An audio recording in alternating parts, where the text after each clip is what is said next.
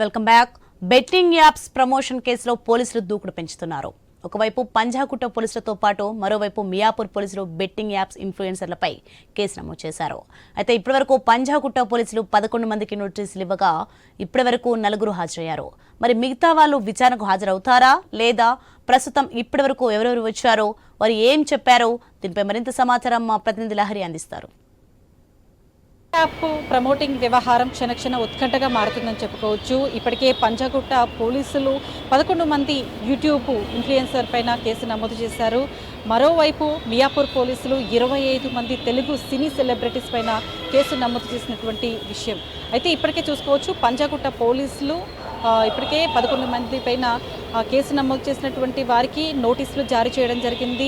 వాళ్ళు పోలీసుల ఎదుట రావాలి, వాళ్ళు విచారణకు హాజరు కావాలని కూడా నోటీసులో తెలపడం జరిగింది. ఇప్పటికే 4 పోలీసుల ముందు హాజరవ్వడం జరిగింది. ఇప్పటికే చూసుకోవచ్చు టేస్టీ తేజతో పాటు కిరణ్ గౌడ్తో పాటు విష్ణుప్రియ అలాగే రీతు చౌదరి వీళ్ళ 4 మాత్రం పోలీసుల ముందు హాజరవ్వడం జరిగింది. నిన్న కిరణ్ గౌడ్తో పాటు కానిస్టేబుల్ కిరణ్ గౌడ్తో పాటు టేస్టీ తేజ నిన్న విచారణకు హాజరవ్వడం, పోలీసులు అడిగినటువంటి ప్రశ్నలకు జవాబులు చెప్పడం జరిగింది. వాళ్ళు ఈ ప్రమోటింగ్ వీడియోస్ ఎప్పటి నుంచి చేస్తున్నారు, ఎంతకాలం నుంచి చేస్తున్నారు, వాళ్లకు లావాదేవీల బ్యాంకు డీటెయిల్స్ గురించి ప్రతిదీ కూడా వాళ్ళు రికార్డ్ చేసినటువంటి పరిస్థితి. అదేవిధంగా ఈరోజు మార్నింగ్ విష్ణుప్రియ కూడా ఇక్కడికి పోలీసులు ఎదుట రావడం జరిగింది. ఆ విష్ణుప్రియను కూడా దాదాపుగా ఇప్పటికి కూడా 5-6 గంటలకు పైగానే విచారణలో ఉంది అని చెప్పుకోవచ్చు. మధ్యాహ్నం తర్వాత రీతు చౌదరి ఇక్కడికి రావడం జరిగింది. రీతు చౌదరిని కూడా పోలీసులు విచారిస్తున్నారు.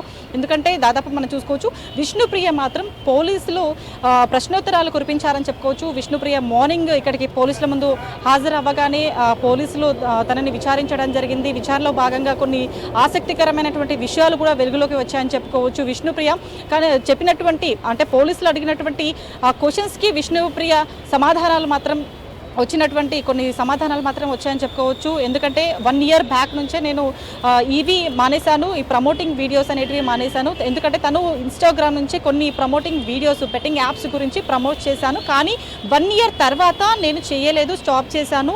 1 ఇయర్ బిఫోర్ మాత్రం కొన్ని యాప్స్కి నేను చేసినటువంటి వాస్తవమే. ఆ తర్వాత 15 యాప్స్ నేను ప్రమోటింగ్ చేశాను. వాటికి సంబంధించినటువంటి డీటెయిల్స్ కూడా పోలీసులకు సబ్మిట్ చేయడం జరిగింది. అలాగే లావాదేవీల విషయాలు కూడా కొన్ని సబ్మిట్ చేయడం జరిగింది. ఎందుకంటే తన బ్యాంకు డీటెయిల్స్ ప్రతిదీ కూడా పోలీసులు అడగడం జరిగింది. వాటన్నిటిని కూడా పోలీసుల ఎదుట చెప్పడం జరిగింది. అదేవిధంగా ఒక్క యాప్ వీడియోకి 90,000 నుంచి ₹1,00,000 కూడా తీసుకున్నానని కూడా విష్ణుప్రియ పోలీసులకు చెప్పడం జరిగింది. సో మొత్తం మీద 1 ఇయర్ బిఫోర్ మాత్రం యాప్స్కి సంబంధించినటువంటి వీడియోస్ ప్రమోట్ చేశాను, కానీ తర్వాత చేయలేదానికి మాత్రం విష్ణుప్రియ పోలీసులకైతే చెప్పడం జరిగింది. అయితే ఇప్పటికీ కంటిన్యూగా విచారణలోనే ఉంది అని చెప్పుకోవచ్చు. మరి ఇంకా ప్రశ్నోత్తరాలు ఇంకా చాలానే పోలీసులు అడుగుతున్నారని చెప్పుకోవచ్చు. ఎందుకంటే చాలా వరకు కూడా 5-6 గంటల పైగానే ఇంకా విచారణలో ఉంది.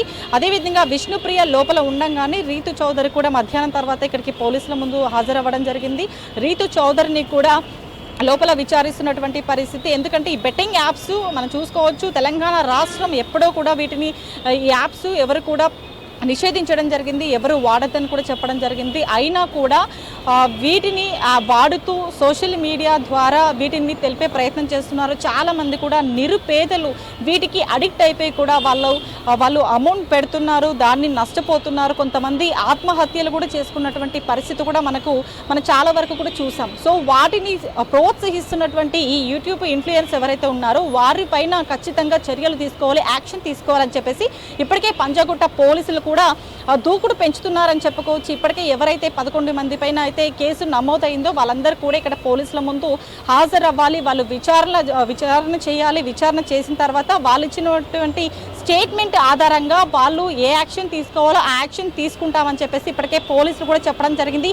అదేవిధంగా ఇక్కడ వీళ్ళు పంజాగుట్ట పోలీసులు ఇక్కడ విచారణ కొనసాగిస్తుంటే మరోవైపు ఈరోజు ఒక వ్యక్తి అక్కడికి మియాపూర్ పోలీస్ స్టేషన్ దగ్గరకు వచ్చి వెంటనే వాళ్ళు ఇచ్చినటువంటి ఆధారంగా అక్కడ కేసు నమోదు చేయడం జరిగింది. కొంతమంది అంటే టాప్ సెలబ్రిటీస్ పైన కూడా బెట్టింగ్ యాప్స్ ప్రమోటింగ్ వీడియోస్ చేస్తున్నారంటూ కూడా వాళ్ళపైన కూడా యాక్షన్ తీసుకునే దిశగా అయితే పోలీసులు ముందడుగు వేస్తామని చెప్తున్నారు. అలాగే వాళ్ళపైన కూడా 25 మంది పైన అయితే కేసు నమోదు చేశారు. మరి వారికి నోటీసులు ఇస్తారా ఇవ్వరా అనేది కూడా ఒక ప్రశ్నతరంగా మాత్రం కనిపిస్తుంది. వాళ్ళకి నోటీసులు ఇచ్చిన తర్వాత మరి వాళ్ళని విచారణకు పిలుస్తారా అనేది కూడా చూడాల్సిన అంశం అయితే కనిపిస్తుంది. సో మొత్తం మీద అయితే పంజాగుట్ట పోలీసులు అయితే చెప్తున్నటువంటి విషయం ఏంటంటే ఎవరైతే ఈ బెట్టింగ్ యాప్స్ ప్రమోటింగ్లో ఎవరెవరైతే ఇన్వాల్వ్ అయి ఉన్నారో వారిపైనే మాత్రం ఖచ్చితంగా యాక్షన్ తీసుకుంటామని చెప్తున్నారు. అదేవిధంగా ఇప్పటివరకు అయితే 11 మందిలో కేవలం 4 మాత్రమే ఇక్కడికి విచారణకు వచ్చారు. మిగతా మంది మాత్రం ఇక్కడికి రాలేదు. మరికొంతమంది ఫోన్లు మాత్రం స్విచ్ ఆఫ్లో ఉన్నాయి. వారు కనీసము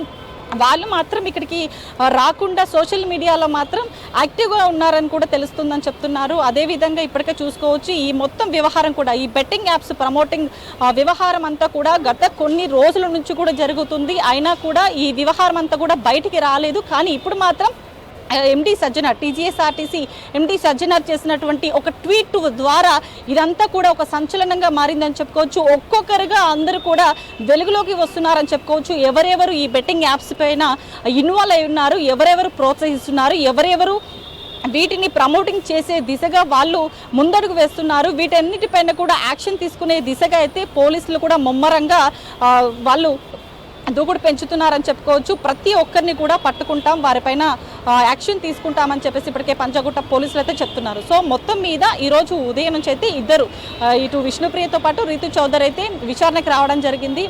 మరికొంతమంది అయితే ఇంకా రాలేదు. మరి ఈరోజు నైట్ వరకు వాళ్ళు విచారణకు వస్తారా లేదా అనేది కూడా చూడాల్సిన అంశం. సో మొత్తం మీద పంజాగుట్ట పోలీసులు ఈ బెట్టింగ్ యాప్ వ్యవహారం పైన అయితే దూకుడు పెంచుతున్నారని చెప్పుకోవచ్చు.